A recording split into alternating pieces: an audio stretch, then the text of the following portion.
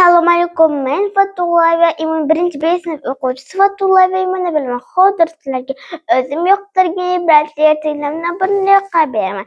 Ertagimizning ma'nosi: hayvonlar qayerda yashaydi? Zebra dalada o'tlaydi. O'rdak suv yuzasida suzadi.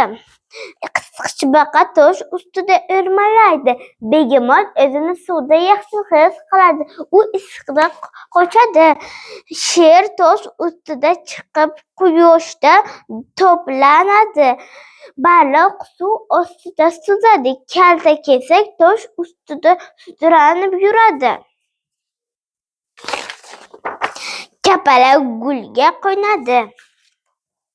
Aziz kitobxonlar, men ushbu ertakni o'qib, hayvonlar qayerda yashashini tushundim. Agar sizlarga ertagim yoqqan bo'lsa, keyingi kutubxonamizga yoqqan bir ertakni o'qib bering.